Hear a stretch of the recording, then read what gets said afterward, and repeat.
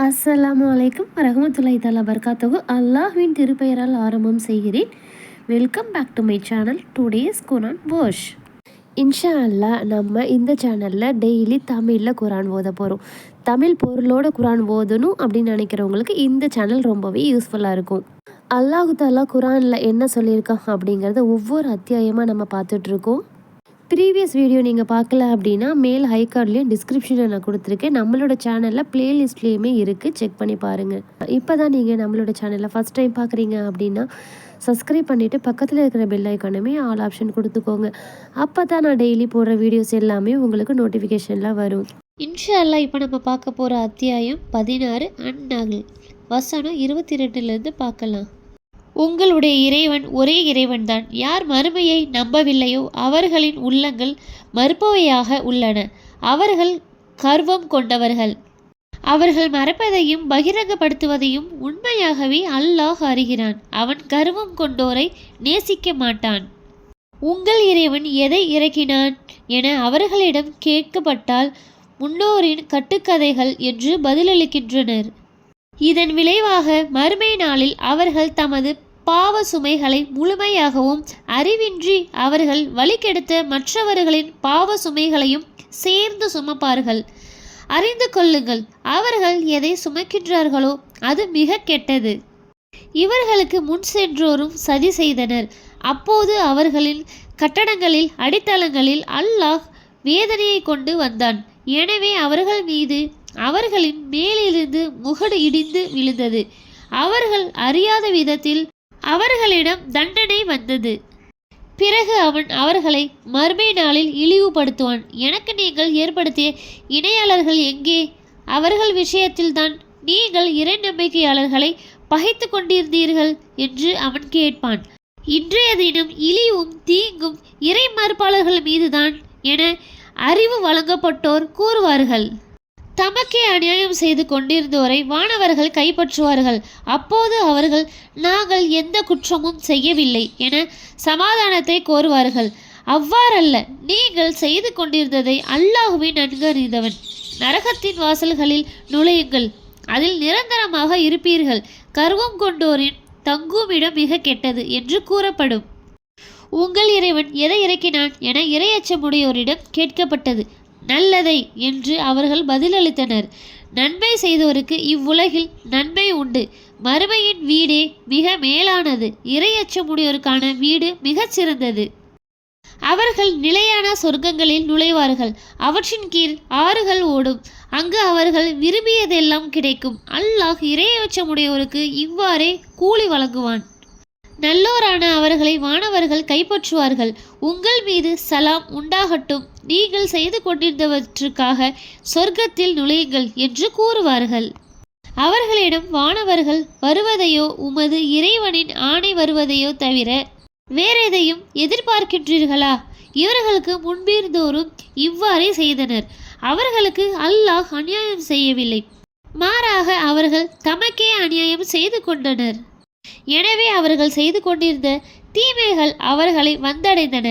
அவர்கள் எதை கேலி செய்து கொண்டிருந்தார்களோ அது அவர்களை சூழ்ந்து கொண்டது. அல்லாஹ் நாடியிருந்தால் அவற்றையன்றி நாங்களும் எங்கள் முன்னோரும் எதையும் வணங்கியிருக்க மாட்டோம். எந்த ஒன்றையும் அவனன்றி நாங்களாகவே தடை செய்திருக்க மாட்டோம் என இணை வைப்போர் கூறுகின்றனர். இவ்வாறே இவர்களுக்கு முன்னிருந்தோரும் செய்தனர். தெளிவாக எடுத்துரைப்பதை தவிர தூதர்கள் மீது வேறு ஏதேனும் உண்டா? அல்லாஹ்வை வணங்குங்கள், ஷைத்தான்களை விட்டு விலகி கொள்ளுங்கள் என்று ஒவ்வொரு சமுதாயத்திற்கும் தூதரை அனுப்பினோம். அச்சமுதாயத்தவர்களில் அல்லாஹ் நேர்வழியில் செலுத்தியோரும் உள்ளனர். அவர்களுக்குள் வழிகேடு உறுதியானவர்களும் உள்ளனர். எனவே நீங்கள் பூமியில் பயணம் செய்து பொய்யென கூறியோரின் முடிவு எப்படியானது என்பதை கவனியுங்கள். நபியே, அவர்கள் நேர்வழி அடைய வேண்டும் என நீர் பேராசைப்பட்டாலும் அல்லாஹ் யாரை வழிகேட்டில் விட்டுவிட்டானோ அவரை நேர்வழியில் செலுத்த மாட்டான். அவர்களுக்கு உதவியாளர்கள் யாரும் இல்லை. மரணித்தவர்களை அல்லாஹ் உயிர்ப்பித்து எழுப்ப மாட்டான் என அல்லாஹ்வின் மீது மிக உறுதியாக சத்தியம் செய்கின்றனர். அவ்வாறல்ல, இது அவன் தன் மீது கடமையாக்கி கொண்ட உண்மையான வாக்குறுதி.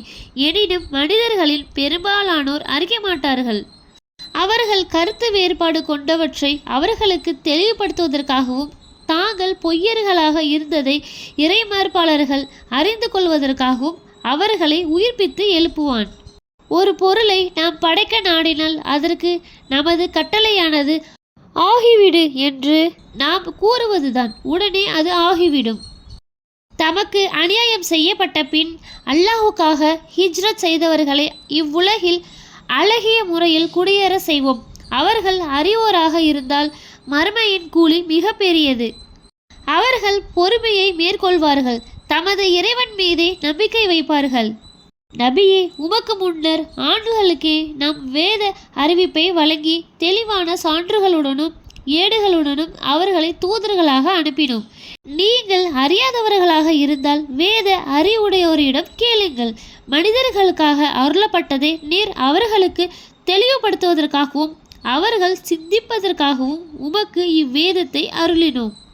தீய செயல்களுக்காக சூழ்ச்சி செய்வோரை அல்லாஹ் பூமியில் புதைய செய்து விடுவான் என்பதிலோ அவர்கள் அறியாத விதத்தில் அவர்களுக்கு தண்டனை கிடைத்துவிடும் என்பதிலோ அவர்கள் நடமாடி கொண்டிருக்கும் போதே அவர்களை பிடித்து விடுவான் என்பதிலோ அச்சமற்று இருக்கின்றார்களா? அவர்கள் தப்பிப்போர் அல்ல. அல்லது பயத்தில் இருக்கும் போதே அவர்களை பிடித்து விடுவான் என்பதில் அச்சமற்று இருக்கின்றார்களா? எனினும் உங்கள் இறைவன் கருணையாளன், நிகரில்லா அன்பாளன்.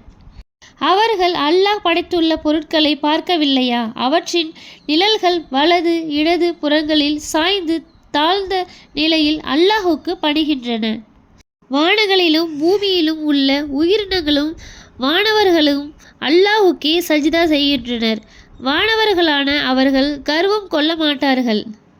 அவர்கள் தமக்கு மேலுள்ள தமது இறைவனுக்கு அஞ்சுவார்கள். ஏவப்படுவதை செய்வார்கள். 2 கடவுள்களை ஏற்படுத்தி கொள்ளாதீர்கள். அவன் ஒரே கடவுள்தான். எனவே எனக்கே அஞ்சுங்கள் என்று அல்லாஹ் கூறுகிறான். வானங்கள் மற்றும் பூமியில் உள்ளவை அவனுக்கே உரியவை. அவனுக்கே நிரந்தரமாக வழிபாடும் உரியது. அல்லாஹ்வை அல்லாதோரையா நீங்கள் அஞ்சுகின்றீர்கள்? உங்களிடம் உள்ள எந்த அருட்கொடையும் அல்லாஹ்விடமிருந்தே வந்ததாகும். அதன் பிறகு உங்களுக்கு துன்பம் ஏற்பட்டால் அவனிடமே முறையிடுகின்றீர்கள். அவன் அத்துன்பத்தை உங்களை விட்டும் நீக்கினால் உங்களில் ஒரு சாரர் தமது இறைவனுக்கு இணை வைக்கின்றனர். அவர்களுக்கு நாம் வழங்கியதில் நன்றி மறந்ததே இதற்கு காரணம். சுகம் அனுபவிகள், மறுமையில் அறிந்து கொள்வீர்கள். நாம் அவர்களுக்கு வழங்கியதில் ஒரு பங்கை நாம் அறியாதவற்றை கடவுளாக்கி அவற்றுக்காக ஏற்படுத்துகின்றனர். அல்லாஹ்வின் மீது சத்தியமாக நீங்கள் புனைந்து கூறிக்கொண்டிருந்தவை பற்றி விசாரிக்கப்படுவீர்கள். அல்லாஹுக்கு பெண் குழந்தைகளை ஏற்படுத்துகின்றனர். அவன் தூயவன். ஆனால் தாங்கள் விரும்பக்கூடியதை ஆண் குழந்தைகளை தமக்காக ஆக்கிக் கொள்கின்றனர். அவர்களில் ஒருவனுக்கு பெண் குழந்தை பிறந்திருப்பது பற்றி நற்செய்தி கூறப்பட்டால் அவன் துக்கமடைந்து அவனது முகம் கருத்து போய் விடுகிறது. அவனுக்கு எதை கொண்டு நற்செய்தி கூறப்பட்டதோ அதை கெட்டதாக கருதி அதன் தீங்கால் மக்களை விட்டும் ஒளிந்து கொள்கிறான். அதை இலியுடன் வைத்து கொள்வதா அல்லது மண்ணில் புதைத்து விடுவதா என நினைக்கின்றான். அறிந்து கொள்ளுங்கள், அவர்கள் முடிவு செய்வது மிக கெட்டது. கெட்ட தன்மை என்பது மறுமையை நம்பாதோருக்குரியதாகும். உயர்ந்த தன்மை அல்லாஹுக்கே உரியது. அவன் மிகைத்தவன், நுண்ணறிவாளன். மனிதர்கள் செய்யும் அநியாயத்திற்காக அவர்களை உடனுக்குடன் அல்லாஹ் பிடிப்பதாக இருந்தால் எந்த உயிரினத்தையும் பூமியில் விட்டு வைத்திருக்க மாட்டான். எனினும் அவர்களுக்கு குறிப்பிட்ட தவணை வரை கால அவகாசம் வழங்குகிறான்.